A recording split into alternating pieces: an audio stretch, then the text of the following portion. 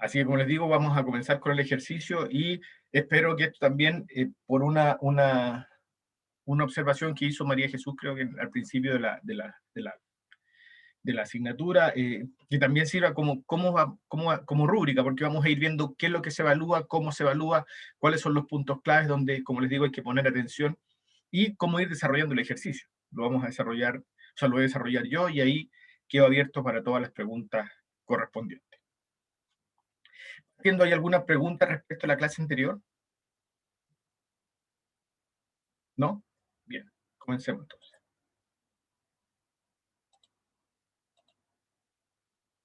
Ahí ustedes tienen el ejercicio de Bangladesh. Dice, es un examen de política comercial del año 2019. ¿Qué es lo que yo aquí, pueden haber más de una pregunta? Este ejercicio, si ustedes si lo vemos, si lo pudiésemos volver a usar al final de la segunda materia, de este repaso, también lo podríamos trabajar sin ningún problema porque es útil, tiene una parte que perfectamente la podíamos acomodar en términos de consulta a la segunda parte, a todo lo que es teoría de demanda, oferta y demanda e imperfecciones de mercado. Pero lo que nos interesa hoy día en este momento es equilibrio del consumidor, por tanto vamos a trabajar sobre equilibrio del consumidor. Y dice, es un EPC, un examen de política comercial de Bangladesh 2019, si ustedes la buscan en donde acordamos la primera clase dentro del sitio web de la Organización Mundial de Comercio, lo van a poder encontrar sin ningún problema. El texto, por lo menos. Dice, Bangladesh es uno de los principales países productores y consumidores de arroz del mundo. Según las autoridades, se estima que en 2017-2018 había 13 millones de familias de agricultores que cultivaban arroz en unos 11 millones de hectáreas aproximadamente, lo que constituía cerca del 70% de la superficie total cultivada y alrededor del 80% de la superficie total de regadío. Si bien Bangladesh ha logrado importantes adelantos en el sector agropecuario, especialmente con respecto a la producción y el rendimiento de arroz, la demanda de este producto todavía es superior a la producción nacional y el país sigue siendo un importador neto de arroz. Aunque el arroz es el principal alimento básico, los ingresos, el crecimiento y la rápida urbanización han hecho que cambien los patrones de consumo interno en favor de productos de alto valor, distintos de los cereales. Ahí están hortalizas y frutas. Y productos de origen animal, pescados, aves de corral, huevos, leche y carne. La proporción correspondiente al arroz en el consumo de calorías per cápita disminuyó durante el periodo objeto de examen, debido al aumento de los ingresos, que permitió a la población diversificar sus dietas con la mayor ingesta de alimentos distintos de los cereales. La población también redujo su consumo de trigo, con lo que el consumo diario per cápita disminuyó un 24% entre el 2010 y 2016. Luego de ello vienen dos preguntas. Dice, grafique y explique. Todo viene con su gráfico y su explicación asociada. Grafique y explique desde el equilibrio del consumidor. Vamos a colocar el tiro desde el equilibrio del consumidor, para que quede claro desde dónde es la perspectiva que requiere el análisis. Pregunta A, dice, ¿el impacto del ingreso sobre el patrón de consumo relativo entre arroz y hortalizas?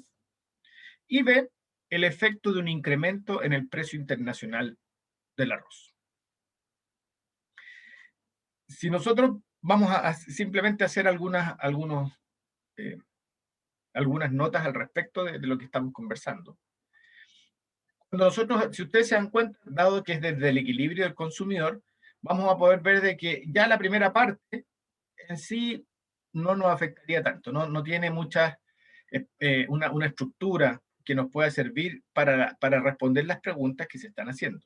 Por eso le digo yo, es posible que este gráfico, si nosotros perfectamente pudiésemos hablar del mercado total de arroz en Bangladesh, ahí se tendría que ya analizar el mercado total en sus distintos componentes dentro de la estructura productiva de Bangladesh.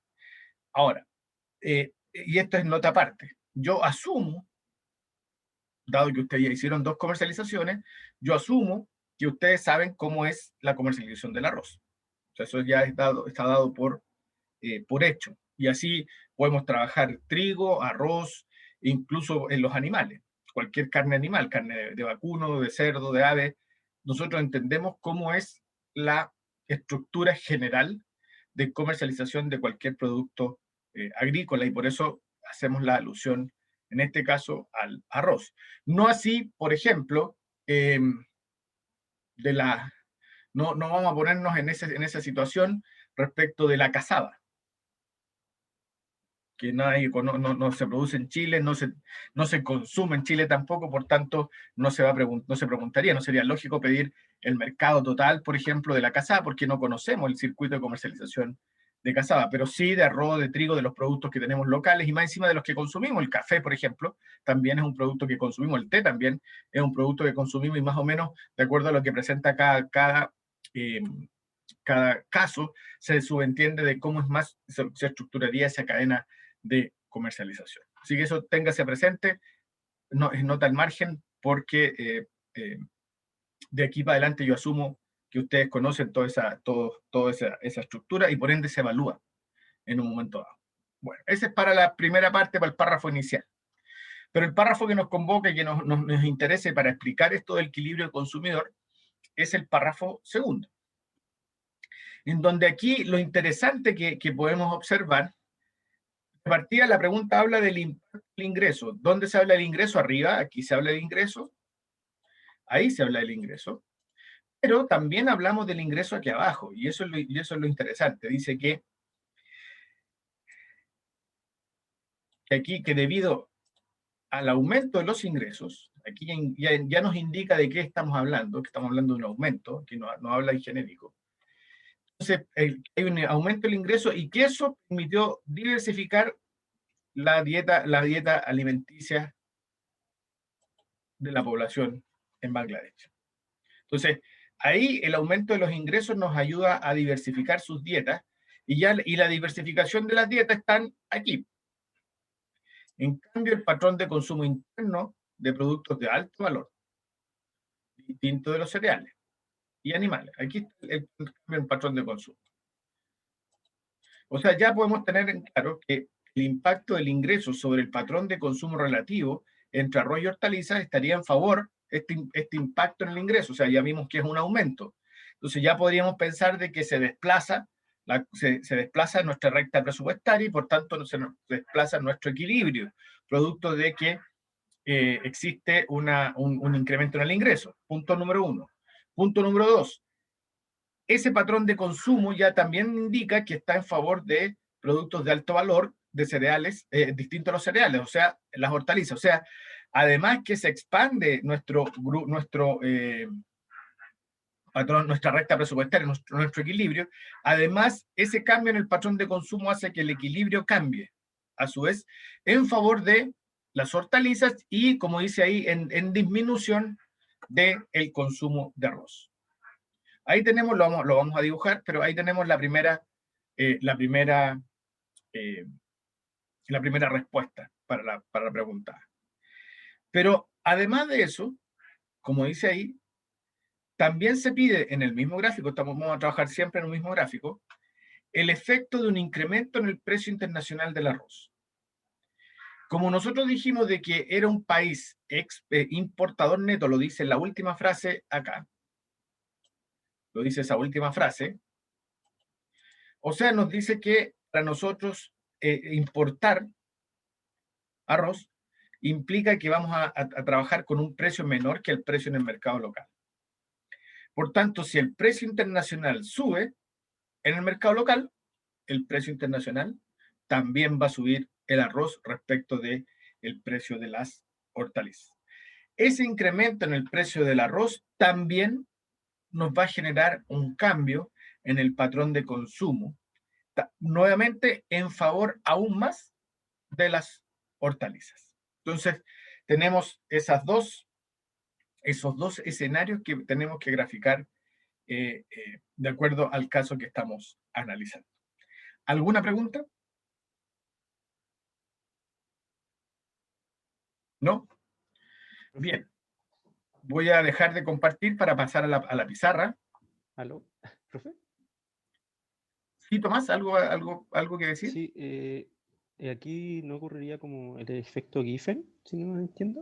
¿O No, no, estoy no, mal no, entendiendo? no, no, no, no, para nada. No, Ah, no, ya. no, no. Es un bien normal, no, no, no tiene ninguno. Ah, Es, perfecto. queda claro, gracias Tomás por la pregunta en todo caso, porque eh, cuando se pregunta por una particularidad como el bien inferior o un bien Giffen, eso se queda claro en la pregunta. O sea, la pregunta tiene que llevar o el caso. Cualquiera tiene que quedar de manifiesto, no hay ningún supuesto aquí. Y no suponemos nada. Perfecto. ¿Ya? Esta regla para adelante. No se supone nada, no hay supuestos. No es que es que yo pensé que, no, no, no, aquí no hay nada que pensar, porque se imagina, Tomás, que nosotros estuviésemos haciendo supuestos, tendríamos 10 parejas, que todo esto, vuelvo a recordarles que no me han mandado todas las parejas, si quieren ahí después las revisamos cuando pasemos en la plataforma, qué grupos hay. Bueno, cada uno también sabe que yo los voy a repasar igual. Eh, Necesito que me manden las parejas porque en la medida que se acerque el plazo vamos a tener que trabajar con ellos. Y somos 17, son 17 inscritos, así que por lo menos un grupo va a quedar de a tres, por razones obvias. No puede quedar una persona sola. Entonces, Tomás, gracias por la pregunta. No hay supuestos. Aquí no hay supuestos. No hay ningún supuesto de que yo pensé que. No. Aquí hay hechos. O sea, si estamos hablando de la cadena de comercialización del arroz, nosotros sabemos que hay productores de arroz, nosotros sabemos que hay industrialización del arroz y nosotros sabemos que hay mercados minoristas o retail que está asociado allá al arroz procesado. O sea, tenemos al menos tres agentes perdón, tres mercados dentro del mercado total del arroz. Eso todos lo sabemos. De ahí, ¿cuál sea la estructura general de esos tres mercados? Ya existe una estructura más o menos homogénea en todas partes del mundo. ¿Por qué? Porque son muchos los productores de arroz, son muy pocos los industriales del arroz y son muchos los consumidores de arroz. O sea, ya tenemos esa estructura que en algún momento dado, lo vamos a ver más adelante en la materia, vamos a tener una estructura oligopsónica en un momento dado cuando los industriales le compran el arroz a los productores, el arroz paddy, el arroz con cáscara, pero después tenemos una estructura oligopólica cuando estos industriales le venden el arroz pulido, el arroz envasado, listo, a los consumidores. O sea, más o menos tenemos esa suerte, esa estructura general dentro de la producción de arroz, al igual que la del trigo, al igual que la del café, de la leche, etcétera. Varios, acuérdense ustedes que muchas de las cadenas de comercialización agrícola y gran parte de las distorsiones que tiene están en función de los poderes oligopólicos, oligopsónicos que existen dentro de los mercados. Eh, Gracias, profe. por tanto, esos son hechos, Tomás, o sea, son hechos que no hay que suponer nada. De ahí, adicionalmente a esas estructuras que son más o menos genéricas, vienen las complicaciones y que traen los casos. Entonces, aquí no trae ninguna. Bangladesh, lo dice arriba, son muchos productores, entonces eso quiere decir que más o menos, si ustedes sacan la cuenta, son productores, son 13 millones de familias, 11 millones de hectáreas, son 1,2, 1,3 hectáreas por familia, o sea, son pequeñitos productores. O sea, aquí es una conclusión que se saca del caso inmediatamente. Y eso significa que, evidentemente, el poder oligopsónico que tienen las industrias sobre los pequeños productores es muy alto. Y si son pequeños productores, también hay atrás un mercado de proveedores que normalmente también son oligopólicos, son pocos los proveedores. Piensen ustedes cómo es Chile, hay cuántas empresas proveedoras de insumos agrícolas, son 4 o 5 las más grandes y se acabó. Entonces también existe una suerte de mercado oligopólico en términos de los insumos de la producción agrícola para la producción agrícola. Entonces tenemos que tener esas precauciones de conocimiento para poder ir estructurando cuando hablamos, por ejemplo, que lo vamos a hacer cuando hablamos del mercado total.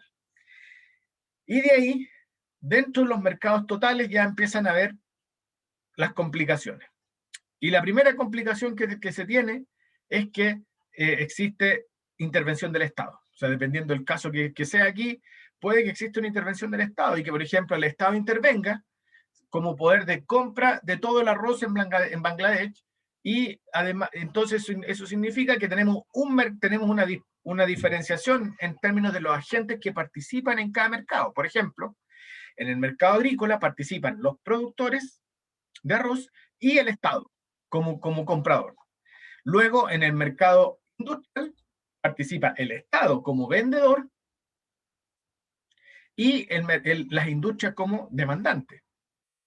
Y ahí se produce una... ¿Y por qué interviene el Estado? Porque al intervenir el Estado genera poderes monopsónicos o monopólicos dentro de los mercados, y ese Estado que está interviniendo evidentemente va a ir en favor de los productores agrícolas, tratando de comprarle a precios altos, o más altos que lo haría el mercado, o sea, sin intervención, y después vendiendo este producto a los industriales a un precio también razonable, en donde existen ciertas, el Estado asume, digamos que así, ciertas diferencias, por ejemplo, de algunas pérdidas en función de los déficits que pueda sostener en la balanza de pago.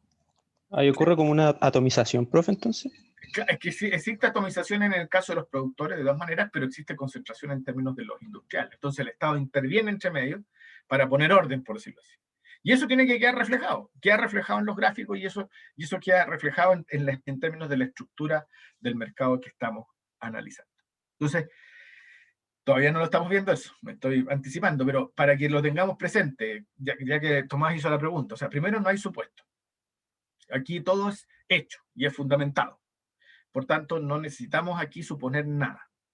Si no lo dice el gráfico, perdón, no lo dice el caso, ustedes toman decisiones. Y punto.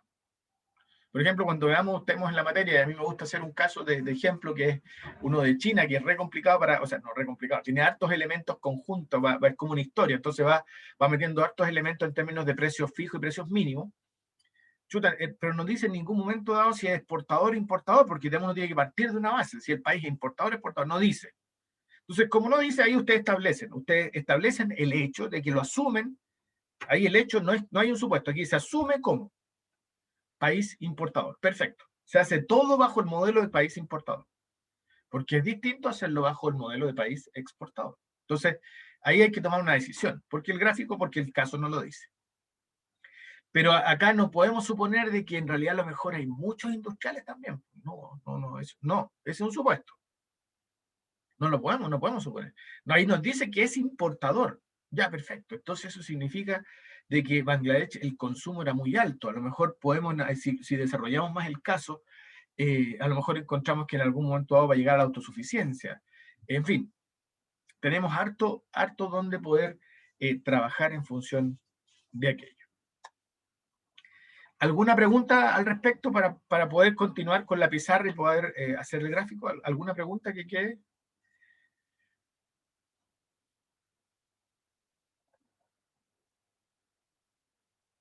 ¿No? Bien.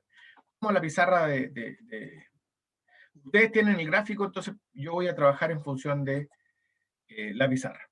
Perdón, ustedes tienen el caso. Yo voy a trabajar en función de la pizarra. Bien, vamos a aquello. Voy a moverla.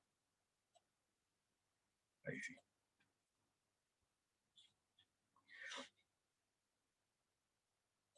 Vamos a partir con nuestro caso. Tienen la gracia de la pizarra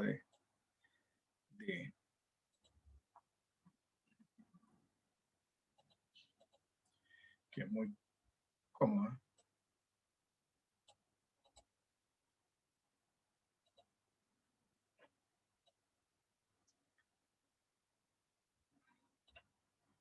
Vamos a hacer aquí nuestro... Ahí sí.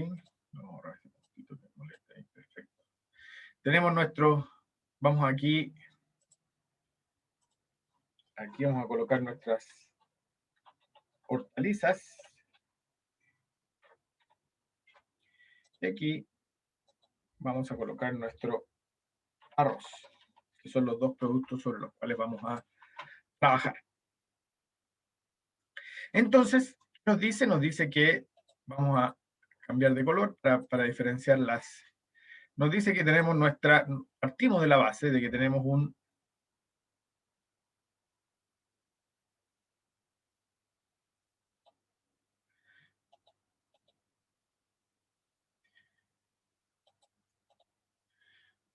¿Y por qué no cambió de color? Bueno.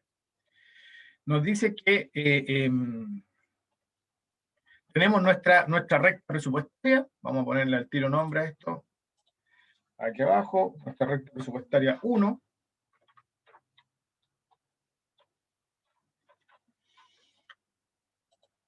Y tenemos que tener nuestra curva de indiferencia, que vamos a tratar de hacerla lo mejor posible.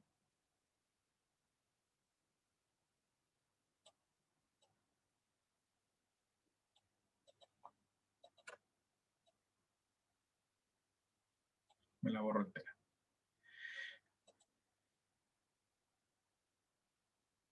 Chuta. Vamos a tratar de hacerla lo mejor posible. Y tenemos nuestra curva de indiferencia, no quedó muy buena, pero se usa. Entonces, bajo este escenario, nosotros tenemos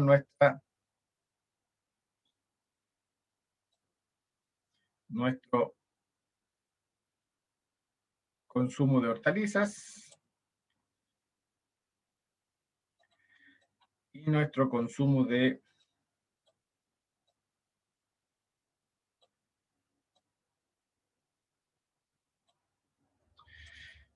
ahí sí. Y nuestro consumo de, ¿por qué no me deja aquí?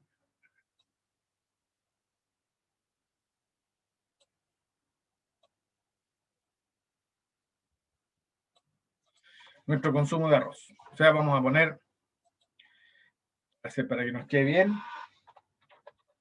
nuestro consumo de hortaliza, por un lado, y nuestro consumo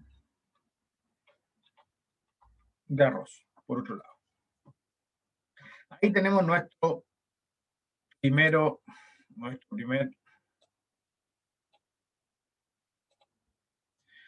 primer inicio de este.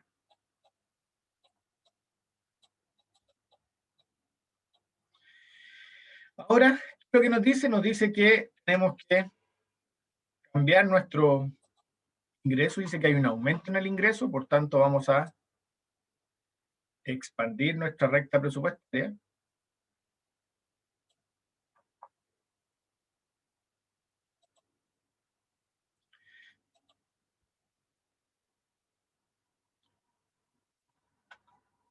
Voy a ver si puedo cambiar, ya que cambié de color, hacerla de otro color. ¿Sí? Cambiamos nuestra recta presupuestaria. Vamos a ponerle aquí arriba. Ya detectamos nuestro aumento en el ingreso.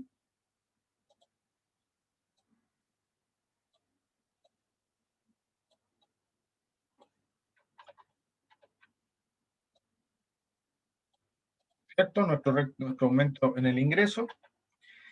Y tenemos que cambiar nuestra curva de indiferencia. Aquí viene el punto. Dice que, dado que ha aumentado el escenario, o sea, dado que, perdón, ante el incremento, este incremento en el ingreso, que ya lo tenemos acá en carpeta, lo tenemos en la pizarra, dice que ha cambiado el patrón de consumo interno en favor de productos de alto valor distintos a los cereales como hortalizas y frutas. Por tanto, si la proporción correspondiente al arroz en el consumo de calorías per cápita disminuyó durante el periodo objeto de examen, disminuyó. O sea, nosotros deberíamos hacer una curva de indiferencia más o menos, nos refleje, en otras palabras, nos refleje, voy a tratar de hacerlo lo mejor posible, que nos refleje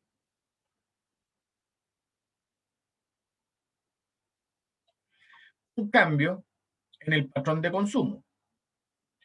Eso significa que voy a tener un incremento en el consumo de hortalizas,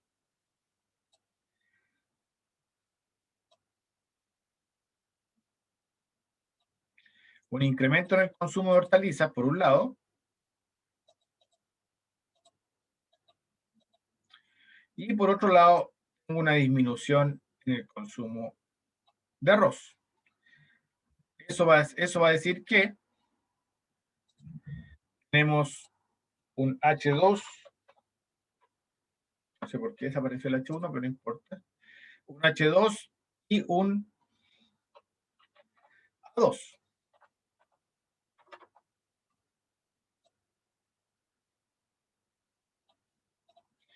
De arroz. O sea, ahí ya cumplimos con la primera exigencia. O sea, ahí demostramos que existe un incremento en el ingreso y existe un cambio en el patrón de consumo de arroz.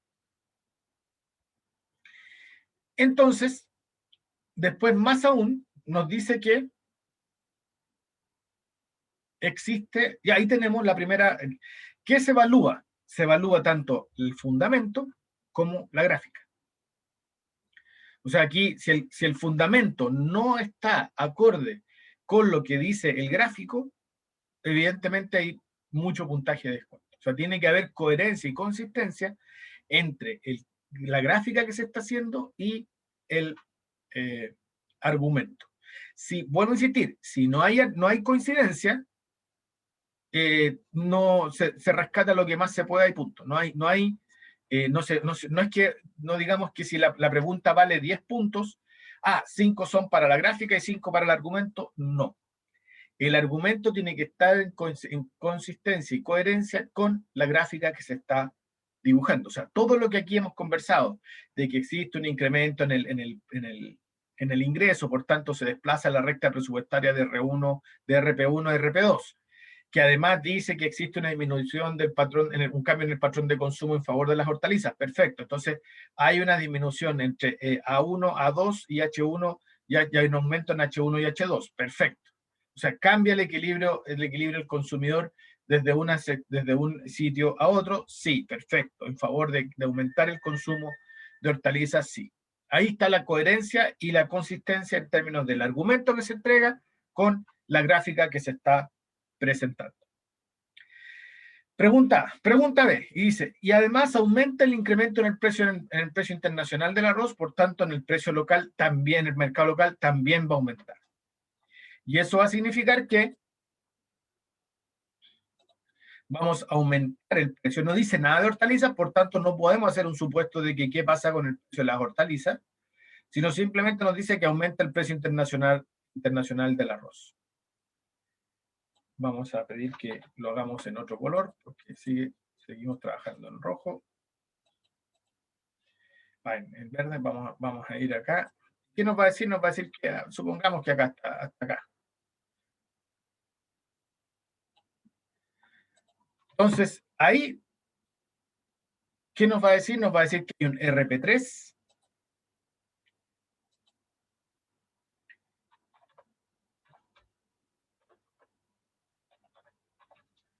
una recta presupuestaria 3, que está en función de qué? De el nuevo precio, el incremento en el precio del arroz. Evidentemente, el precio del arroz presta este cambio que tenemos aquí abajo.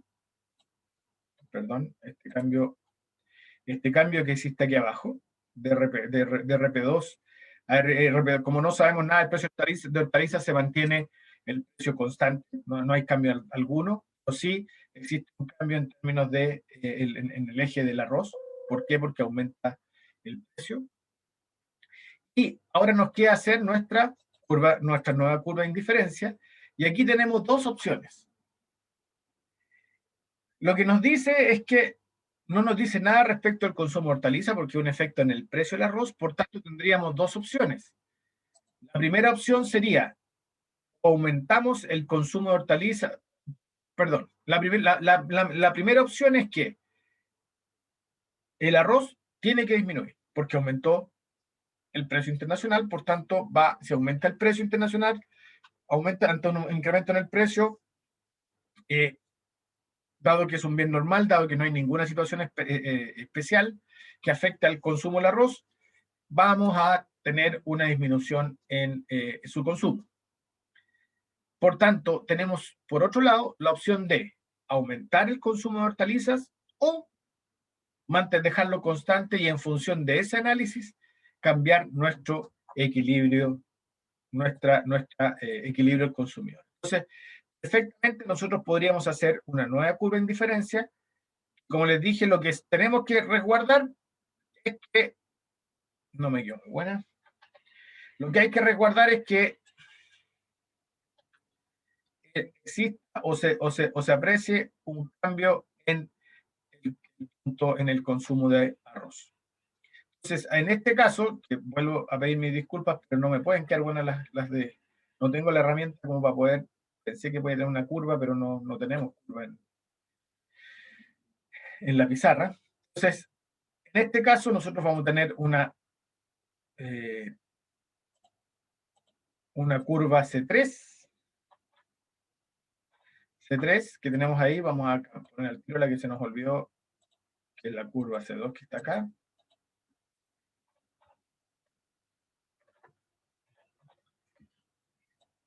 Ahí, perfecto.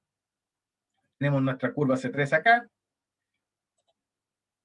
Vamos a moverlo bien. Perfecto.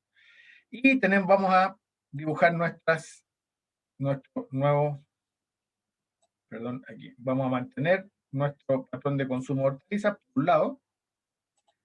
Y por otro lado, vamos a tener una nueva disminución en nuestro consumo de arroz. O sea, vamos a tener un A3, un H3, un H3, ahí está, vamos a ponerlo.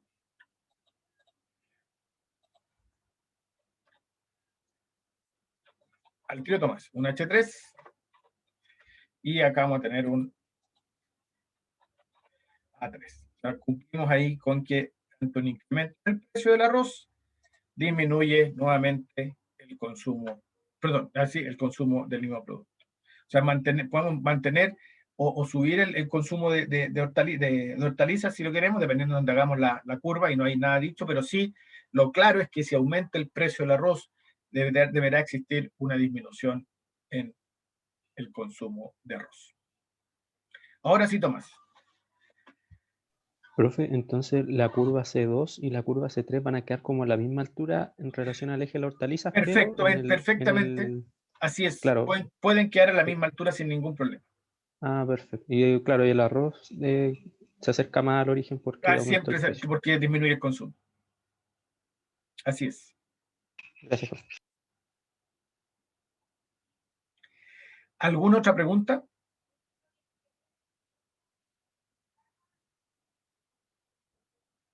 ¿No?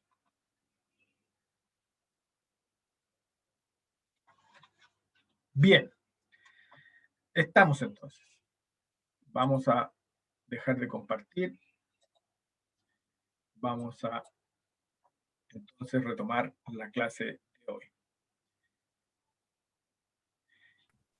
Son las 9:39. Les propongo que hagamos el break ahora y retomamos en 10 para las 10, y ahí seguimos hasta las 11 de la mañana. Hacemos la clase completa para no empezar y parar en unos 5 minutos más que nos quedan. Helen, Profe, dígame. ¿puede volver a mostrar la pizarra o ya eso se borró? Se borró. Ya ya, pero en la puede revisar grabación. la clase, está grabado. Ujú. Bien, entonces hagamos el descanso ahora, son las 9:39 según mi reloj. 10 para las 10, nos volvemos a encontrar en 10 minutos y empezamos con la clase completa. Ojalá que podamos terminar hoy día.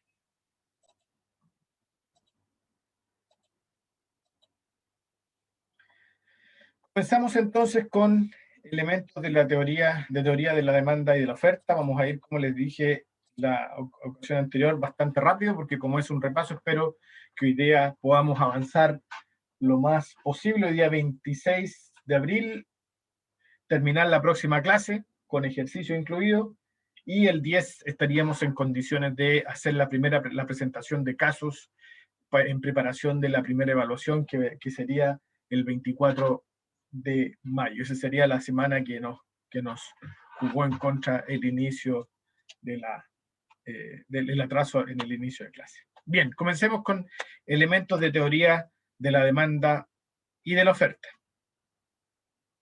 Como les decía yo, la curva de demanda del mercado se deriva desde nuestras distintas preferencias de nuestro distinto patrón de consumo en función de los distintos precios que vamos obteniendo en el mercado. Esa es nuestra estructura de trabajo, por decirlo así, nuestra estructura de compra, de consumo, y como les decía yo, la reacción que nosotros vamos obteniendo en función de distintos cambios en el precio. Y la sumatoria, como dice ahí, de todas las demandas individuales viene siendo nuestra demanda agregada o nuestra demanda de mercado. ¿Por qué? Porque suma el consumo total de todos los habitantes o todos los individuos que están insertos como consumidores dentro de ese mercado. La curva de demanda, una curva que se maneja en función del precio, como ustedes pueden ver ahí, una curva simplemente que refleja la cantidad demandada en función del precio. Ya podemos empezar a decir de que nuestra reacción, nuestros movimientos a lo largo de la curva están directamente relacionadas con cambios que que el mercado nos expresa en función del precio. Ahí tenemos nuestra demanda, las distintas demandas de distintos individuos, que la sumatoria completa nos da nuestra demanda de mercado o nuestra demanda agregada a nivel del mercado en cuestión. Entonces, esta demanda agregada, por ejemplo, también implica todo lo que se consume en el interior del país, como lo que se consume afuera, como todo lo que significa la exportación en un mercado abierto. Viceversa, también la demanda interna, en el caso de un país importador, también se considera lo que se consume, la producción local, más lo que se importa corresponde a nuestra demanda interna, en este caso, que tiene que ver con un país importador. Como dice ahí, la demanda total está en función de lo que se demanda para la exportación, por un lado, que está en la curva de abajo, y lo que se demanda en el mercado local, a distintos niveles de precio, tanto en el mercado local como en el mercado doméstico, como en el mercado internacional. Entonces, cambio en la cantidad demandada y en la demanda como tal. Como ustedes pueden ver ahí en el gráfico superior, en el gráfico A, cualquier cambio que exista a nivel de precios va a implicar que nosotros nos vamos a mover a lo largo de la curva de demanda. Cualquier cambio en función de los precios. Ahora, tal como dice en el gráfico B y en el gráfico C, un incremento en el ingreso, un incremento en el bienestar, un incremento en el precio de los bienes sustitutos, una disminución en el precio de un bien complementario, un cambio en las expectativas de precios y cambio en los gustos y preferencias, van a hacer de que nuestra demanda se expanda, se aleje del origen, tal como aparece ahí, se mueva desde D1 a D2, o sea, se expande nuestra demanda. Viceversa, cualquier cambio en contrario, o sea, una contracción en la demanda, se va a deber a una disminución en el ingreso, una disminución en el bienestar, en el precio de los sustitutos, un incremento en el precio de los complementarios, de los precios de los bienes complementarios, una disminución de las expectativas, y evidentemente volvemos a lo último, que son cambios en los gustos y preferencias. Esas son las condiciones, esa condicionante, y además cualquiera que exista fuera del movimiento de precios normal, nos va a llevar a un movimiento, a un cambio en la demanda, tanto pudiendo ser una expansión de la demanda como una contracción de la demanda. Por ejemplo, un cambio en los impuestos que tienen que ver con un incremento en el IVA, por ejemplo, que es un impuesto que pagamos nosotros, evidentemente va a generar un cambio en la demanda, porque no es un efecto del precio en sí, no es un efecto de un movimiento en el precio producto de un cambio, por ejemplo, no tenemos la oferta, pero un cambio en la cantidad ofertada. No, simplemente acá en este caso son efectos externos, son efectos externos que están influyendo sobre nuestra curva de demanda, que no tienen nada que ver con el precio de mercado. Volvemos a lo mismo, un cambio en el precio, como aparece ahí, implica un movimiento a lo largo de la curva de demanda. Aquí se aumenta el precio, aumenta disminuye, perdón, la cantidad demandada. Acuérdense ustedes que la demanda tiene pendiente negativa, por ende, un incremento en el precio va a generar una disminución en la cantidad demandada. Aquí tenemos por ejemplo, una política que desincentive el fumar. Evidentemente va a mover la curva hacia la izquierda, va a generar una contracción en la curva de demanda. Por otro lado, tenemos la curva de oferta, en donde la oferta muestra la cantidad que están dispuestos los productores a vender de un bien a un precio dado, manteniendo constantes los demás factores. En ese sentido, la curva, la función de oferta, como dice ahí, está en función del precio y la cantidad demandada, perdón, la cantidad ofertada está en función del precio. Al igual que en el caso anterior, cualquier movimiento a lo largo de la curva cualquier movimiento de precios va a generar un movimiento a lo largo de la curva de oferta. La oferta tiene pendiente positiva, a diferencia de la curva de demanda, y acá, como tiene pendiente positiva, si aumenta el precio, va a aumentar la cantidad ofertada del producto. Sin embargo, también tenemos movimientos de la curva de oferta dado a causa del efecto de distintos componentes y distintos factores. Por ejemplo, el precio de cuando se expande la oferta o aumenta la oferta, vamos a decir de que es a causa de una disminución de los insumos, una disminución de los bienes, de la rentabilidad de bienes alternativos, un incremento en la capacidad de producción o una disminución en las expectativas de precio, van a generar de que aumente la oferta del producto. Disminución de la oferta, por el contrario, tenemos un incremento en el precio de los insumos, un aumento en la rentabilidad de bienes alternativos, o de bienes alternativos o de alternativas de bienes, una disminución en la capacidad productiva o una mejora en las expectativas de precio también va a generar una contracción de la demanda, perdón, de la oferta. ¿Qué se refiere? Vimos la expectativa de precio tanto en la demanda como en la oferta. Y las expectativas de precio justamente son eso, o sea, es cómo va a venir el precio en el futuro. Si hoy día, si decimos nosotros que las expectativas de precio en el futuro van a caer, evidentemente tengo que vender hoy día. Y por ende voy a aumentar la oferta. Pero si vemos que las expectativas de precio van a aumentar en el futuro, entonces yo no vendo hoy día y al revés, guardo mi producción para poder venderla en el futuro. Entonces, igual que con la demanda, si las expectativas de precio van a aumentar, evidentemente consumo hoy día, compro hoy día. Pero si veo que las expectativas de precio van a disminuir en el futuro, me contraigo y me restringo mi consumo en espera de mejores condiciones de mercado que puedan favorecerme. Así, de ahí tenemos un cuadrito resumen simplemente, en términos de cuando es el precio, representa movimiento a lo largo de la curva, siempre.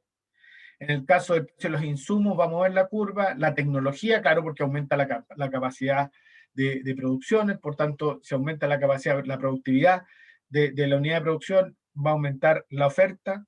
Las expectativas también mueven la oferta. Y algo que es interesante, que ya lo vamos a ver cuando veamos elasticidades, qué es lo que tiene que ver con el número de oferentes, el número de vendedores en este caso, o el número de oferentes también va a mover la oferta.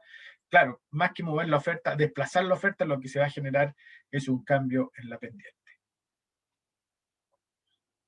De ahí, con la demanda, muy sucintamente, y la oferta, pasamos al equilibrio de mercado. El equilibrio de mercado tenemos en P0 y Q0, las curvas se cortan en el precio equilibrio, o sea, es donde el mercado se vacía. Todo lo que se produce o todo lo que se oferta en el mercado se vende. Todo lo que se produce se vende, se consume. Por tanto, en ese momento quedamos en 0. Así, cualquier precio por sobre el precio de equilibrio me va a generar un excedente y cualquier precio por debajo del equilibrio me va a generar una escasez. En este caso, en el punto 0, en el punto de equilibrio, evidentemente no existe ni escasez ni existe ningún excedente, porque ya dijimos, todo lo que se produce se consume. En ese sentido, tenemos todas las características del precio de equilibrio, o sea, que vacía el mercado, como ya dijimos. En el caso de que exista un precio por sobre el precio de equilibrio, vamos a generar un excedente. Eso significa que existe una cantidad ofertada superior a la cantidad demandada, por eso se genera este excedente de producción. La cantidad demandada aumenta mientras la cantidad ofertada disminuye. ¿Para qué? Para poder volver a ajustarse el equilibrio y volver al centro. Normalmente eso se conoce también como el teorema de la telaraña, en el caso de los productos agrícolas. Que si ustedes se han dado cuenta, seguramente en comercialización les comentaban el escenario de que los precios, cuando están los precios altos, la otra temporada, todos los productores tienden a ver ese escenario como favorable y por tanto van a producir más de ese producto y los productos va a caer su precio y por tanto nuevamente van a restringir ese producto y así sucesivamente van a ir como en contracorriente en función de la plantación, de la siembra o de la plantación del producto. En ese sentido se estudia ese fenómeno y ese fenómeno tiene que ver con lo que se llama el teorema de la telaraña, en donde dependiendo de las elasticidades, por eso no se ve acá, más adelante, en términos de la elasticidad es donde se llama que hay equilibrios expansivos o equilibrios convergentes. En ese sentido, ¿qué significa eso? Que el equilibrio expansivo es que cada vez nos vamos alejando del origen y vamos, los efectos, por decirlo así, dentro del mercado cada vez son más dramáticos, más extremos. Y por otro lado, es un equilibrio convergente en donde los efectos cada vez van concentrándose y van tendiendo a lograr un pseudo equilibrio dentro del mercado. Pero eso dependiendo de las elasticidades de cada uno, de tanto de la oferta como de la demanda del producto. ¿Por qué menciono el precio, el teorema de la telaraña? Porque, por ejemplo, el semestre pasado salieron algunos casos muy interesantes dentro de la presentación de los casos, en que justamente se aludía a ese fenómeno. Por tanto, evidentemente la consulta que se hizo fue en función del teorema de la telaraña, previa advertencia, evidentemente, dentro por eso la idea es que podamos ver los casos primero, porque simplemente se puede dar una idea, cada uno se puede hacer una idea de lo que me puede preguntar o cuáles son los puntos interesantes que se van a acotar en ese mercado, en ese caso, perdón. Por tanto, en ese sentido, es interesante conocerlos de antemano. Entonces, ¿qué significa que haya un excedente? Lo tenemos ahí, que en un momento dado, claro, la cantidad ofertada es mayor que la cantidad demandada, pero normalmente eso tiende a ajustarse hacia el equilibrio, o sea, la cantidad ofertada empieza a disminuir y evidentemente la cantidad demandada ante disminución de la cantidad ofertada empiece a aumentar y por ende van a ajustarse normalmente al precio de equilibrio. En el caso, es esto en un precio, perdón, por sobre el equilibrio, en un precio por debajo del equilibrio, vamos a generar escasez, pero también esa escasez en algún momento dado, ¿por qué? Porque la cantidad ofertada es menor que la cantidad demandada, y al generar esta diferencia, normalmente tiende que los productores en este caso reaccionan, y al reaccionar van a aumentar la cantidad ofertada y por tanto va a empezar a aumentar el precio en este sentido, o al revés, por incremento en el precio van a aumentar la cantidad ofertada y por ende al aumentar el precio va a disminuir la cantidad demandada. Volvemos a lo mismo, ajustándose al precio de equilibrio.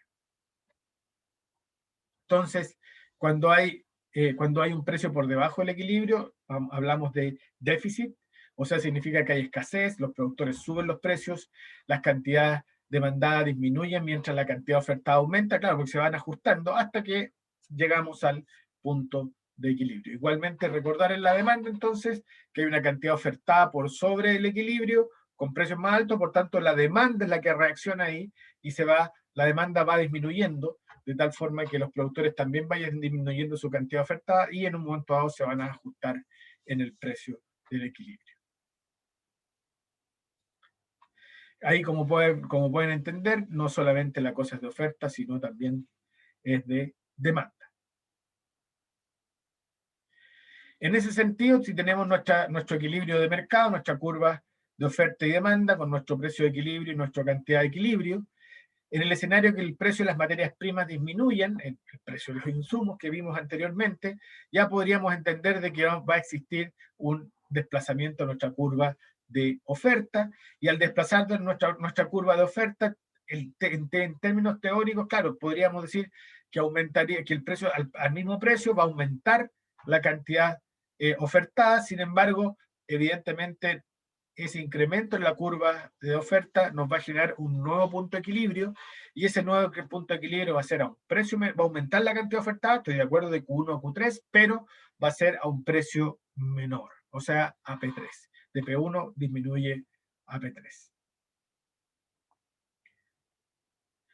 En el caso de que el ingreso aumenta, tenemos nuestro precio, nuestro equilibrio de mercado, ahora vemos que el ingreso de los consumidores aumenta, y en ese sentido vamos a esperar de que nuestra curva de demanda se expanda, y ante esa expansión de la curva de demanda nosotros vamos a tener un nuevo precio de equilibrio, un nuevo equilibrio de mercado, y este nuevo equilibrio de mercado va a tender a aumentar la cantidad de equilibrio, pero también va a aumentar el precio de equilibrio. Entonces tenemos esos dos factores considerando este nuevo escenario.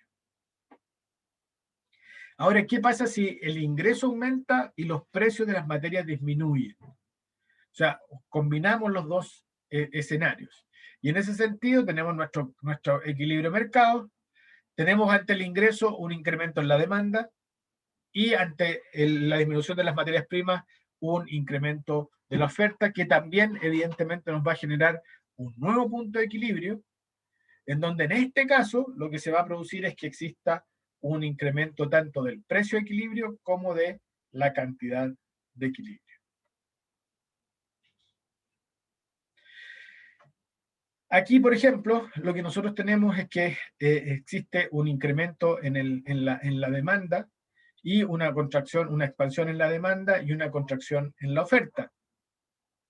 Esta expansión en la demanda y la contracción en la oferta lo que va a generar es que aumente, como dice ahí, el precio de equilibrio, y nos genere una cantidad de equilibrio también mayor al equilibrio inicial. Entonces, aquí tenemos que el incremento en el ingreso es mayor que la contracción en la oferta. Entonces, si vemos que este incremento en el ingreso es mayor que la contracción en la oferta, vamos a generar vamos a poder decir de que existe un incremento en el precio de equilibrio y un incremento en la cantidad de equilibrio, por tanto, un equilibrio mayor que el anterior. Pero ojo, ¿por qué? Porque como dice ahí, el incremento en el ingreso es mayor, perdón, el incremento en la oferta es mayor que la contracción, perdón, el incremento en la demanda es mayor que la disminución o la contracción en la oferta. Viceversa, tenemos un incremento en la demanda o una expansión en la demanda menor que la contracción en la oferta. Y en este caso, dado que tenemos un incremento en la demanda menor que la contracción en la oferta, vamos a encontrar un equilibrio también superior, pero en términos del precio, pero no así en la cantidad de equilibrio. O sea, vemos un incremento en el precio, pero lamentablemente también vemos una disminución en la cantidad de equilibrio. ¿Consecuencia de qué? Vuelvo a repetir, una contracción en la oferta mayor que una expansión en la demanda. Entonces, bajo ese escenario, los efectos en la oferta y en la demanda que mueven el precio de equilibrio y la cantidad, en este caso un incremento en la demanda se va a mover a la derecha, por ejemplo, cuando ante un incremento en la oferta, o sea, un desplazamiento hacia la derecha en la oferta, podemos tener un precio de equilibrio que no sabemos dónde, pero sí estamos seguros de que va a existir un incremento en la cantidad de equilibrio. Cuando no existen cambios en la oferta, pero sí existe un incremento en la demanda, vamos a tener un incremento en el precio de equilibrio y en la cantidad de equilibrio. Y cuando tenemos una disminución en la oferta, pero aumenta la demanda, de todas maneras vamos a tener un incremento en el precio de equilibrio, pero no sabemos exactamente, como vimos en el caso anterior, no sabemos si vamos a estar, dependiendo de los tamaños de cada uno, va a ser si aumenta o no la cantidad de equilibrio. Por tanto, hoy día, en ese momento, es un incógnita. Si no hay cambio, y viceversa, y ahí vamos a sacar todas las combinaciones posibles en términos de un incremento en la demanda, cuando no hay cambio en la demanda, y una disminución en la demanda. Cambio en el equilibrio de mercado, cuando en el tiempo, si ustedes se dan cuenta, 1950, 1990 y 2018, ¿cuál es la tendencia a largo plazo del precio y del consumo en ese sentido? Van aumentando las ofertas, claro, porque va mejorando la productividad, va mejorando la tecnología, etcétera, van aumentando las cantidades, perdón, las curvas de oferta en el tiempo, pero también van aumentando la demanda. Entonces, si ustedes se dan cuenta, los puntos de equilibrio van tendiendo a la baja en términos de la estructura de ese mercado, en términos de el equilibrio mercado. Cada vez se va encontrando una mayor cantidad ofertada, pero va disminuyendo el precio.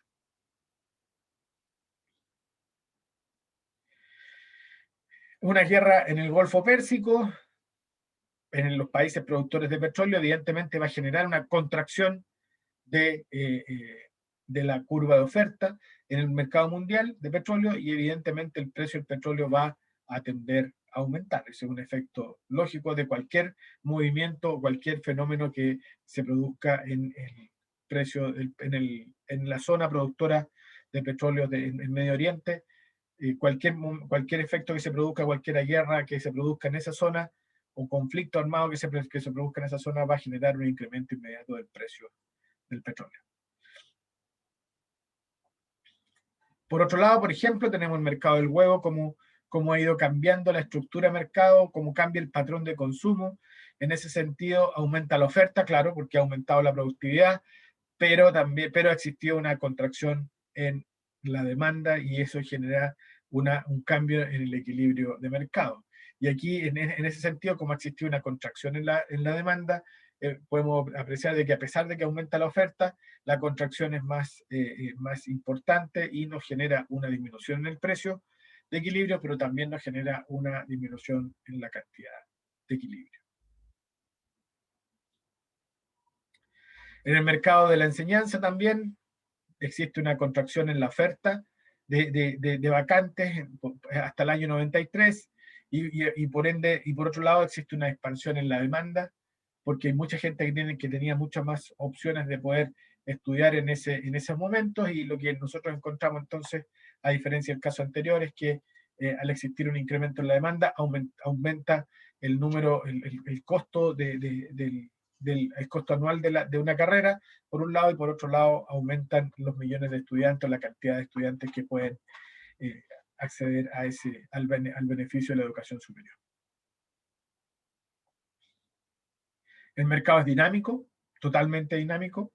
Ustedes pueden ver que los precios y las cantidades van cambiando dependiendo de factores externos. En este caso, el simple hecho de que exista una posibilidad de lluvia, evidentemente para el efecto de los paraguas aumentaría el precio. Entonces aumenta, ¿por qué? Porque se espera que, dado que va a llover, exista un cambio en gusto y preferencia, y si cambia el gusto y preferencia va a aumentar inmediatamente la demanda. Vamos con la elasticidad de demanda. La elasticidad precio de la demanda mide la variación porcentual que existe, que experimenta la cantidad demandada, como consecuencia de una variación del precio de un 1% en ese sentido. O sea, en otras palabras, lo que nos está diciendo es que nos está reflejando la pendiente de la curva, tanto de oferta como demanda, en este caso de la curva de demanda. O sea, nos está reflejando la pendiente de la curva de demanda. Tenemos varios puntos, varios cálculos que se pueden hacer o indicadores que se pueden entregar a partir de la pendiente de la curva. En este caso tenemos la elasticidad punto de la demanda. Cuando la variación del precio es grande, por ejemplo, un 20%, el valor de la elasticidad depende del punto de la curva de demanda en que se sitúa el precio y la cantidad. Mide la elasticidad de un determinado punto dentro de la curva, y la ecuación en la que tenemos ahí, la elasticidad precio de la demanda, es el precio partido por la cantidad por 1 partido por la pendiente de la curva. ¿Cuál es el punto? El punto en este caso, valga la redundancia de la elasticidad de este tipo, el punto está, la clave está en que la curva de demanda es una curva. Si nosotros calculamos una curva de demanda, tiene la forma de una curva. Por tanto, la elasticidad a punto es compleja de poder determinar, porque justamente, como dice ahí, dependiendo de donde estemos ubicados, va a ser el valor de la elasticidad que vamos a encontrar. Nosotros, por comodidad de análisis, reflejamos ambas, la curva de oferta como la curva de demanda, la reflejamos en términos de una recta. Pero simplemente es por un factor de comodidad que nosotros accedemos a colocar una curva, o convencionamos que la curva de demanda y oferta se trabaje como una recta, pero en realidad, y lo vamos a ver en una gráfica más adelante, la curva de tanto de oferta como demanda son justamente curvas. Por tanto, en ese sentido, la elasticidad punto de la demanda puede que no nos sirva, y así también la elasticidad punto de la oferta tampoco nos sirva, no sean de mucha utilidad, dado que vamos a estar solamente detectando un punto, y ese punto va a depender de dónde nos ubiquemos. Pensemos que en algún momento dado que es una curva, la demanda en algún momento de la curva va a tener una pendiente bastante inelástica, va a pasar por una pendiente, digamos que cercano a 1, y vamos a tener una pendiente casi de 0 en el momento de que vamos a llegar al final de la curva. Entonces, todo depende, como les decía yo, del punto donde se calcule el valor que se va a obtener. Problema de vamos a los problemas. Es necesario calcular la elasticidad de precio correspondiente a un segmento que en un lugar de un punto aislado. El precio y la cantidad utilizados como valores iniciales alterarán la elasticidad de precio y la demanda, claro, ahí está el cálculo. Otra opción es la elasticidad de arco de la demanda, que ahí ya tomamos un segmento. Y ese segmento es el que a nosotros nos va a interesar dependiendo de dónde nos encontremos. Evidentemente podemos tomar un segmento más grande y nos va a dejar posicionados con mayor exactitud o con mayor precisión. Nos va a poder permitir elevar un juicio respecto de lo que estamos trabajando. Ahí está un ejemplo de lo que estamos conversando, de esta elasticidad de arco.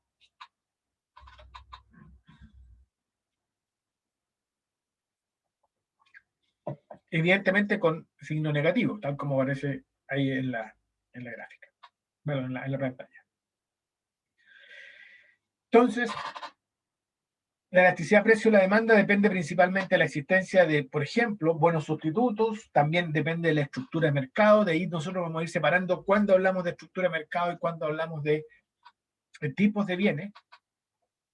En este caso estamos hablando de tipos de bienes, por ejemplo, en función de el bien tiene su elasticidad, pero la elasticidad también está en función como dice aquí, del tipo, de la cantidad de sustitutos que tenga, por un lado, pero la estructura de mercado también podemos llamarlo que, dado la estructura de mercado, también las curvas de oferta y demanda pueden tener una elasticidad. Nosotros normalmente, cuando trabajamos los casos, normalmente trabajamos en función más que de la elasticidad, en función de los sustitutos, o sea, del tipo de bien que estamos trabajando. Normalmente trabajamos en función de la estructura del mercado. O sea, ahí queda súper claro ¿por qué? Porque cuando es una o la otra. ¿Por qué? Porque nosotros normalmente lo que nos interesa para los análisis están principalmente en función de la cantidad de agentes que participan en el mercado, más que el tipo de bien de que se trate. Es decir, si son mercados oligopólicos, monopsónicos, oligopsónicos, etc. Eso es lo que a nosotros nos va a interesar desde el punto de vista de estructura, cuando trabajamos, por ejemplo, lo que conversábamos de esto del mercado total, en cada uno de los análisis. Entonces, en función de los sustitutos, para seguir el hilo, en función de los sustitutos, una demanda es elástica con respecto al precio cuando tiene muchos sustitutos, y una demanda cuando es inelástica cuando tiene muy pocos sustitutos. En ese sentido, por ejemplo, cuando ya son marcas muy específicas, la elasticidad es alta, son bastante elásticas. Por ejemplo, a su izquierda tenemos el caso de la Pepsi y la Coca-Cola. Son marcas muy específicas, con alta elasticidad. Acá tenemos categorías de productos, y aquí vemos algunos que son adictivos. Por ejemplo, el cigarrillo tiene una elasticidad menor a 1, o sea, bastante inelástico, ya lo vamos a ver más adelante. La electricidad, claro, un bien básico. Pero fíjense ustedes que la cerveza cada vez tiene menos elasticidad, o sea, a los gringos la cerveza es imprescindible. Los huevos, claro, porque es la proteína más barata. El combustible tiene elasticidades muy bajas. ¿Por qué? Porque simplemente ya no podríamos, hoy día recién está saliendo la electromovilidad, pero en ese sentido todavía el combustible sigue siendo un elemento esencial. No así, son más elásticos, por ejemplo, un turismo en Tailandia o un viaje en transatlántico, en crucero, realmente son bienes mucho más elásticos. Incluso las carnes tienen mayor elasticidad. ¿Por qué? Porque también, acuérdense ustedes que tienen que ver con los sustitutos. En el caso ya de categorías de tipos de productos en general, recreación, vestuario, alimentación, importaciones, transporte.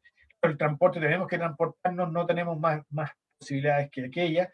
El transporte tiene baja elasticidad, pero la recreación, claramente tenemos distintas cantidades de sustitutos en términos de recreación, así que, y también es una cosa, es un bien más suntuario, más de lujo, entonces no es un bien básico que podamos decir que tenga una elasticidad muy baja, elasticidad de demanda, precio de demanda.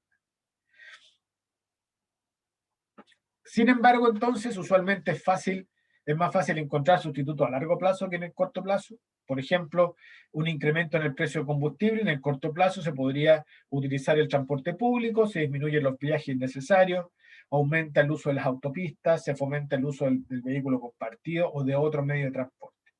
En el largo plazo, ¿qué se puede tender? A comprar un vehículo con mayor rendimiento, evidentemente, se puede uno cambiar de casa o trabajo para reducir las distancias de viaje, etc. Entonces, en el largo plazo es distinto el concepto de elasticidad en función del corto plazo.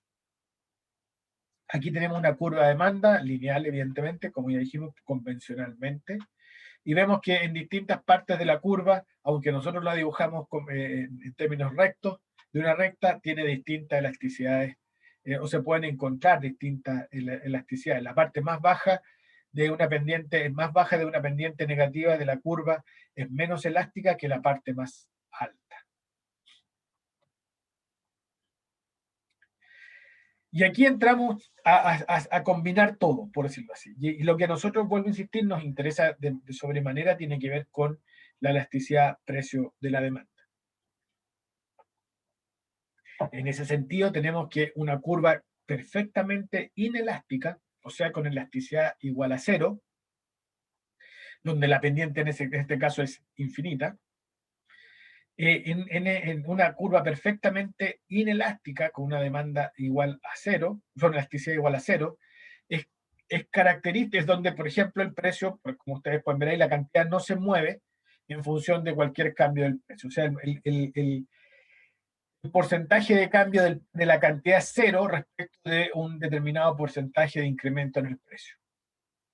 En este caso, ahora en términos estructurales, de estructura de mercado, esto corresponde a un mercado monopsónico, o sea, en donde existe un demandante y muchos oferentes. El mercado monopsónico se caracteriza por tener una demanda perfectamente inelástica.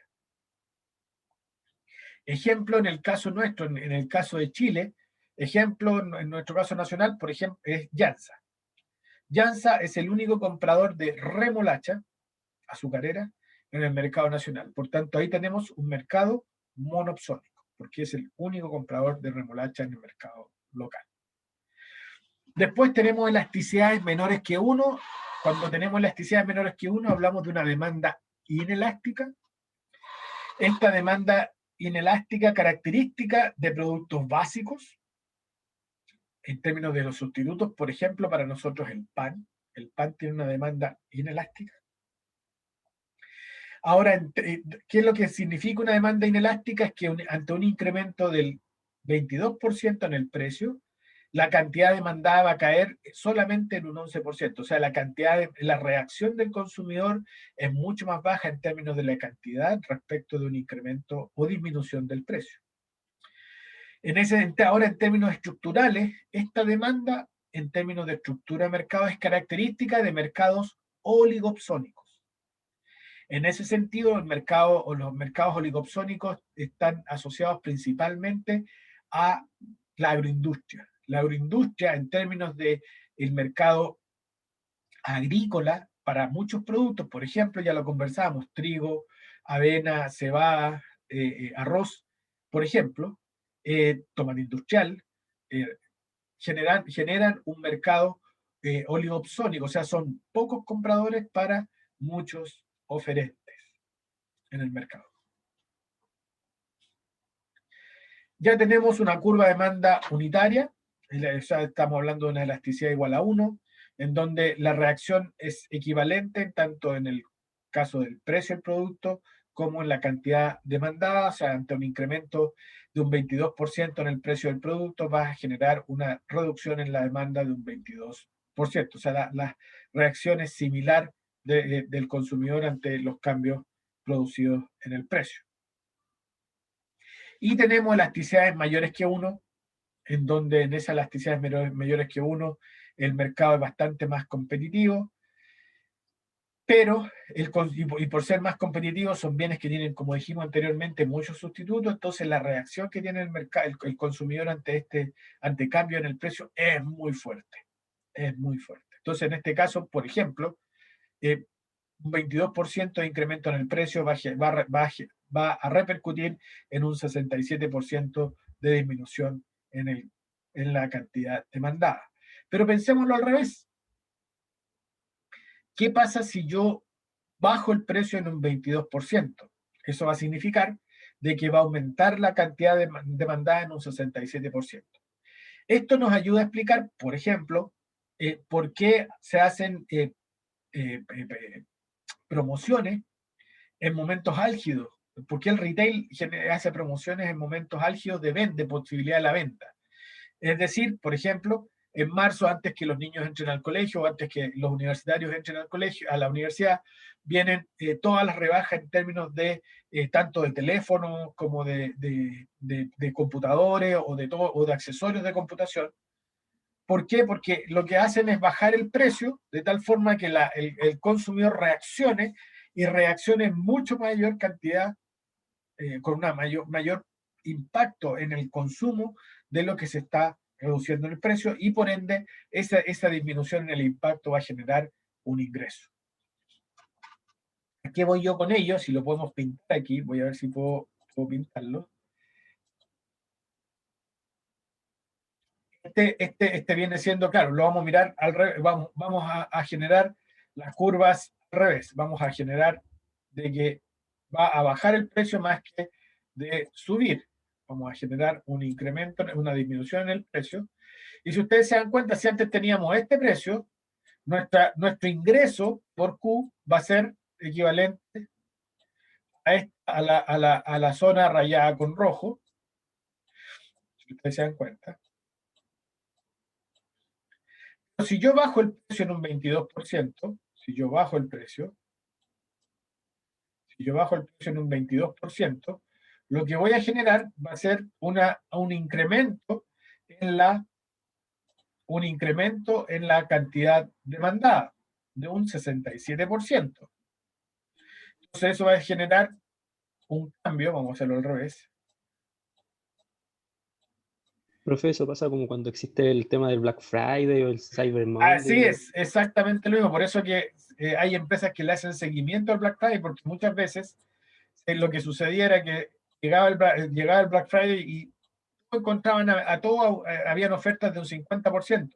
Pero la gente no se da cuenta que el precio, si venía el Black Friday en marzo o en abril, las compañías, especialmente aéreas, empezaban a subir los precios de a poquitito en enero, febrero, de a poco, de a poco, de a poco, o sea que cuando llegaban al Black Friday bajaban un 50% y quedaban al mismo nivel que en febrero pasado. Entonces uno decía, ¿bajaron el precio? No, no lo bajaron. O sea, si usted hubiera comprado en febrero pasado, hubiera comprado al mismo precio que hoy día. Pero el efecto que genera en la gente es esto. ¿Y cuál es la ganancia finalmente? La ganancia, como ustedes pueden ver ahí, como ustedes pueden ver aquí, esta va a ser mi ganancia. Porque al final voy a generar una ganancia con la bajada de precio. Esto que nos deja esto en azul va a ser mi ganancia. Solamente por bajar el precio. Entonces, uno de repente dice, venía el mundial y empiezan a bajar el precio de los televisores. ¿Qué sentido tienen? Ese. Lo que está en pantalla es el sentido que tiene. Porque en ese momento es cuando voy a pegarle un impacto, va a generar un impacto en la cantidad demandada y con eso voy a poder aumentar notoriamente mis ingresos. ¿Por qué? Porque el impacto está aquí abajo. Está en el incremento en las ventas, que es lo relevante.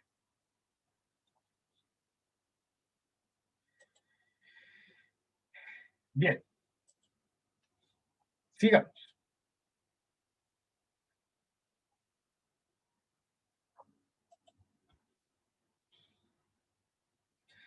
Entonces, tenemos por último nuestra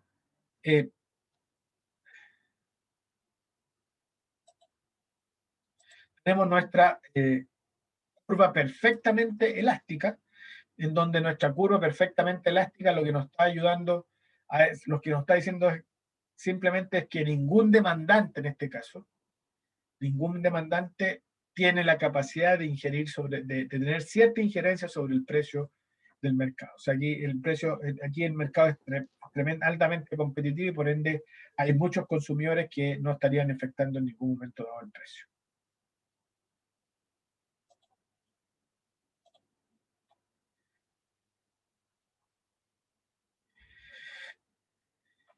Que no tan lento.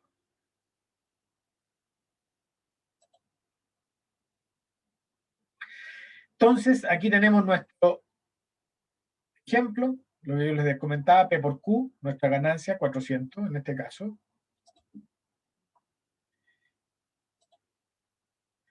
¿Cómo? Yo quiero... No importa. En el caso de una curva inelástica, como ustedes pueden ver aquí, una curva inelástica, vamos a ver que un incremento en el precio, aquí va a aumentar de 1, va a aumentar a 3, y lo que vamos a ver es que el incremento aquí la ganancia es 100, y en cambio acá la ganancia es 240. Entonces, perfectamente, nosotros vamos a poder aumentar con una demanda elástica, vamos a poder aumentar el precio 3 veces acá y nos va a aumentar el ingreso 2.4 veces. ¿Por qué? Porque el impacto que se tiene en la cantidad demandada es muy bajo respecto del incremento del precio. Pero para una demanda elástica, como conversábamos, como veíamos, tenemos una ganancia de 200, 4 por 5, 20. Voy a aumentar simplemente de 4 o 5 dólares el precio, inmediatamente la ganancia se disminuye a la mitad. ¿Por qué? Porque el impacto en la cantidad demandada, acá tenemos 50, el impacto se reduce en un 60% la cantidad demandada. Evidentemente, eso repercute que las utilidades o la ganancia de P por Q se disminuyen en un 50%.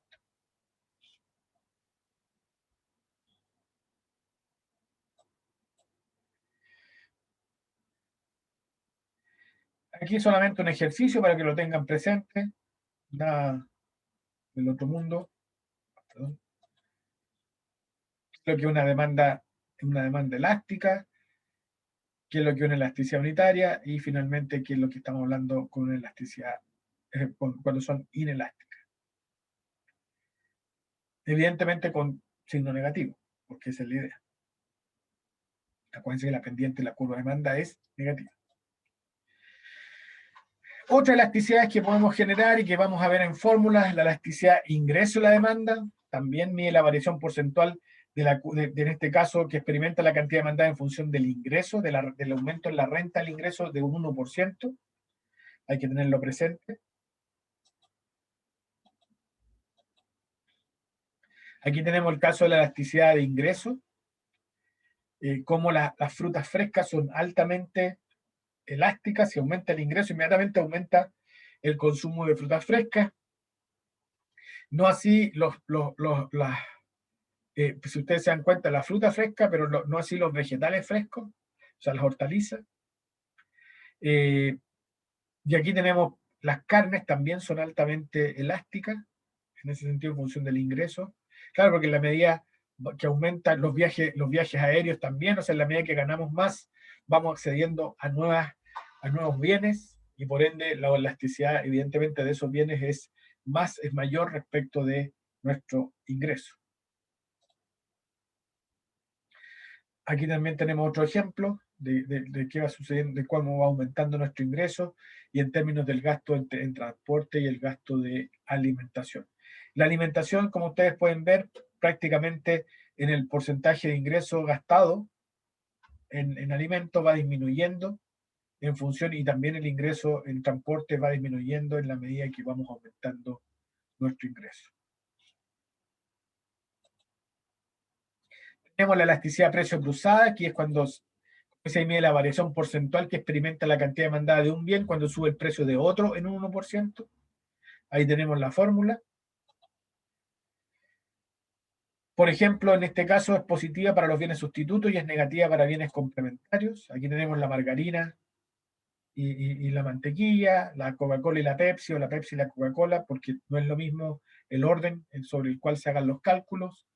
La carne vacuno versus el precio de tablas de carne, de la carne en general, de los cortes de carne. La carne vacuno versus el pollo, la electricidad versus el gas, etc. Ahí están todas las elasticidades cruzadas. ¿Qué pasa si suben el precio en 1% el precio del otro bien? ¿Qué le pasa al bien que estamos trabajando? Evidentemente, si ustedes se dan cuenta, salvo la mantequilla y la margarina, que son sustitutos perfectos, o son sustitutos más que perfectos, son sustitutos, es alta la elasticidad, o sea, la gente se va a cambiar sin ningún problema. Pero de ahí para abajo, por ejemplo, la electricidad y el gas natural no es tan fácil cambiarse al 0,20, muy baja la electricidad.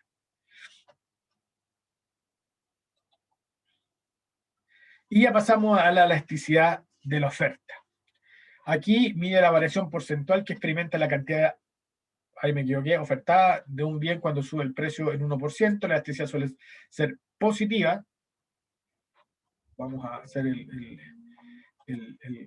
gráfico, a cambiar el por favor, porque si no después.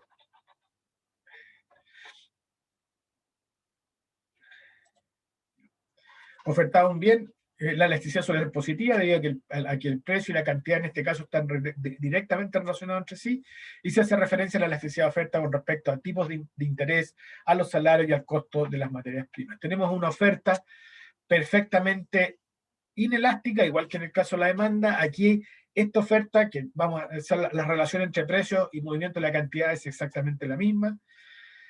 Oferta perfectamente inelástica es característica de mercados monopólicos donde existe un oferente y muchos demandantes. Por ejemplo, al ser monopólico, el oferente tiene el poder y él maneja el precio de acuerdo a la cantidad que requiere. Elasticidades menores que 1, estamos hablando de una elasticidad, de una curva de oferta inelástica, característicos de mercados oligopólicos, o sea, pocos oferentes y muchos demandantes. En este caso, los mercados oligopólicos también tienen relación con el tipo del producto. En ese sentido, el tipo de producto están en función de la producción, por ejemplo, la producción agrícola, están en función de los tiempos de reacción de la oferta en función de cambios en el precio. La producción agrícola no puede reaccionar inmediatamente ante un cambio en el precio. Acuérdense que ustedes que en agricultura, en la producción agrícola, tenemos dos incertidumbres. Una incertidumbre es la incertidumbre de precios y la otra es la incertidumbre de rendimiento. O sea, nosotros sembramos, pero no sabemos cuánto vamos a cosechar y no sabemos a qué precio vamos a vender. Entonces, la oferta, en este caso, que es menor que 1, va a tener la posibilidad de ser una oferta característica, una oferta inelástica, es característica de la producción agrícola. También es característica de mercados, como les digo, que es lo que a nosotros nos interesa, de mercados oligopólicos. En este sentido tenemos la elasticidad unitaria, o la elasticidad unitaria es un mercado ya competitivo. La capacidad de reacción de la oferta es similar a la variación del precio que se experimente. Igualmente, que como sucedía en la demanda, la elasticidad de oferta en este caso es mucho mayor. Son una curva elástica en términos de la oferta, donde la capacidad de reacción de la cantidad ofertada es mucho mayor que la variación en el precio. Y por último tenemos la elasticidad, una curva de elasticidad con pendiente cero, con elasticidad infinita, en donde tenemos una curva perfectamente elástica en ese sentido. Aquí tenemos una curva de elasticidad de oferta. Como yo les decía, en algún momento la elasticidad es mayor que 1 y en algún momento ahora la elasticidad es menor que 1. Porque es una curva. Aquí, ¿por qué una buena producción es una mala noticia para los productores? Porque como la buena producción, una producción excepcional que está fuera de rango, es excepcional, no es parte de un mercado normal, se puede esperar de que exista una expansión de la oferta, dado que su elasticidad, la elasticidad de la oferta es muy baja. Entonces, al ser muy baja, va a experimentar una expansión de la oferta, y con ello, como se puede apreciar a su izquierda, va a generar una contracción, una disminución en el precio. Acá en el caso del petróleo, como conversamos, un problema en el corto plazo en el mercado del petróleo va a generar una contracción en la oferta y va a aumentar el precio, pero en el largo plazo, esa misma contracción de la oferta, claro, va a generar la contracción de la oferta, pero en ese sentido la demanda ya es mucho más, y la oferta es mucho más elástica, entonces el ajuste que se genera en el mercado es distinto. O sea, en el corto plazo pueden haber elasticidades menores, pero en el largo plazo prácticamente todas son elásticas.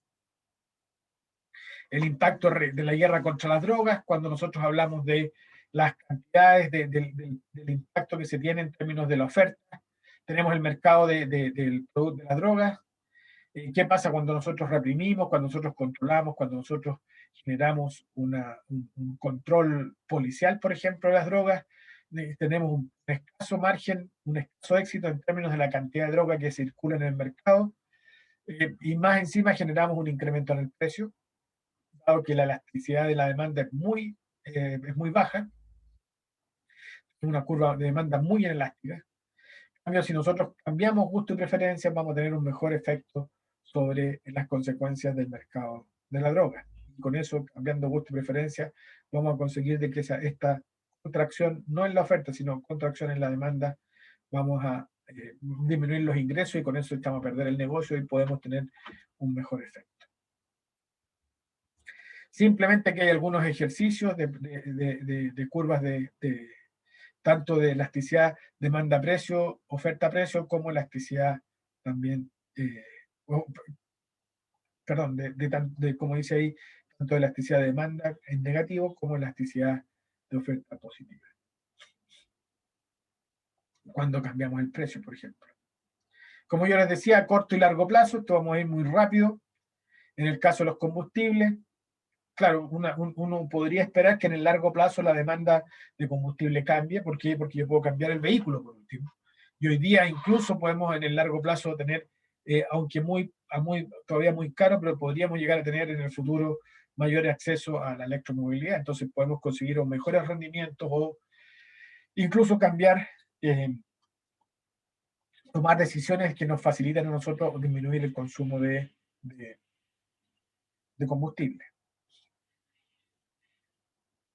Entonces, podemos posponer una compra en el largo plazo, podemos hacer una serie de efectos del combustible, pero en el caso de los automóviles, claro, en el largo plazo, a corto plazo es muy fácil cambiar automóvil. Si yo tengo los recursos, es muy fácil cambiarlo, pero en el largo plazo de todas maneras tengo que cambiarlo, por tanto las curvas de demanda es distinta. En el corto plazo yo puedo tener la posibilidad de cambiar este vehículo por otro, tengo las facilidades, pero en el largo plazo puedo reaccionar en función de los precios, pero en el largo plazo sí o sí tengo que venderlo, porque ya, como dice ahí, el desgaste y las reparaciones me van a consumir el vehículo y no va a ser sostenible en ese tiempo. En el caso de la elasticidad de ingreso, no me voy a detener, porque en realidad a nosotros no nos interesa para los efectos en este caso de la asignatura. Bien, vamos a dejarlo hasta aquí. El resto lo pueden revisar ustedes en la materia si es necesario. Yo creo que dependiendo de los casos que vayamos viendo, va a ser la funcionalidad de la materia que nos va a ir requiriendo mayor atención.